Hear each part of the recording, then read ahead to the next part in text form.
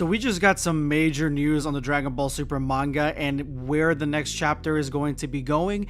Plus, we got an explanation kind of on Black Frieza's power unexpectedly, because I assumed we were all tapped out on Dragon Ball Super news in 2023. I figured we were going to be hopping into 2024 and getting more news on Dragon Ball, but that does not seem to be the case by Shonen Jump and some of the leaks that came out for the Dragon Ball Super content. So let's go ahead and jump into exactly what we can expect next in the next Dragon Ball Super arc. So first and foremost, let's jump into exactly what we got for Black Frieza, because I'm pretty sure that's what 99.9% of you guys who are on this video came on the video for, and that is Black Frieza. And what do we know about him now and his power? Well, in the new official V-Jump description of Black Frieza, this is what the translation says. He easily KO'd Goku and Vegeta, who had reached the realm of the gods. You can't even begin to measure the extent of his power, meaning it's a vacuum. There's nothing you can grasp at. And there's only one kind of character in Dragon Ball Super as of right now whose power has not been measurable and has not been able to be grasped on, and that is a god of destruction. So what does the rest of the leak say? Side blurb. Close to even a god of destruction, talking about Black Frieza being closer to a god's power, a god of destruction's power, than Goku and Vegeta, meaning that Frieza is right underneath Beerus. And if his power is unimaginable and you cannot measure the extent, it means that we are getting to the point where we finally have a character that is a mortal character, that is not Jiren, that is the same, at least in the same breath, of a god of destruction. And it's just so strange to have this in this month's V-Jump if there wasn't any hinting at what is to come. And what I'm saying is that the next possible arcs that are coming for Dragon Ball Super's manga, because that's what the rest of the information that I have for you today is about, the next arc.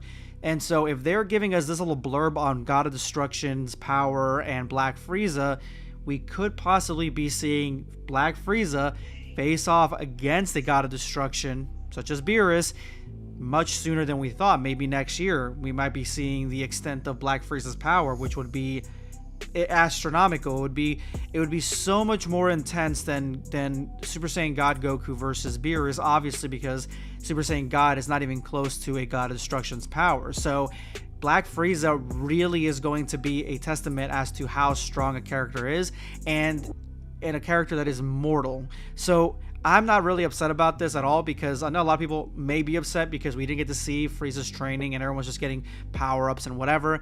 I'm just glad Frieza got some training in the hyperbolic time chamber, or the room of spirit and time, whatever you want to call it. I'm glad that he actually got something tangible that we can kind of hold on to, something that makes sense, because at the time right now we have a lot of characters in Dragon Ball Super that just get power-ups for no freaking reason and don't go through any training. So I hope that Black Frieza sets a precedent that we have other characters in Dragon Ball actually trained to get their power or new transformations, and something hopefully that we can see in the future. So this is a big W right here, because I was hoping that we would get some news on his power and if it was close to God of Destruction, and now we have it that it is close to God of Destruction. This is the first time they're saying it. So Black Frieza really, that makes sense why he knocked out Goku and Vegeta cold in one hit, because you would imagine Beerus would be able to do the same. So again, Black Frieza is the new strongest in Universe 7, and this is cemented. There is a Gohan. We don't know much about Gohan right now, but I think just with this alone, I think that the Gohan explanation would have to be that he is also in that same neighborhood, or even a God of Destruction level, which I don't believe he is. I don't think that he is. I think he's slightly below Black Frieza in power. So, I mean, if that's the case, that means we have a champion in the universe that can defeat Black Frieza, such as Gohan. And if Gohan is a major player in the future arcs, that would be great to see, especially with this new transformation. Then it would make it worth it, for me anyway, to rewatch Dragon Ball Super Superhero in the manga, because now they're giving us this story of Gohan and they're expanding on it instead of just putting him back into the classroom. So that's the good. The not so good is that we actually do have kind of a leak here on what the next immediate arc is going to be, and the translation says that we are going to be getting a Goten and Trunks superhero story in chapter 101. I know, I'm sorry guys, it looks like that's the case, man. So that's the translation, is that basically we're going to be getting Goten and Trunks. So unfortunately, Superheroes arc ending takes all the chapters. So the next chapter preview states, the crisis on Earth is over, but the battle of superheroes is not over. And then we got a translation here that says that there's going to be more of Goten and Trunks' shenanigans in Dragon Ball Super's manga. So I don't mind the next arc being, if it's a mini arc about Goten and Trunks, if it adds further substance to not only them as superheroes, but even the Gammas, you know, and just that part of the story. Maybe we can see Dr. Hito, what he does after the events of Superhero, or we can see what happens when Goku and Vegeta come back, maybe, you know, in a small dose, or even better, we get to see Gohan and what he does with the new power that he's awakened.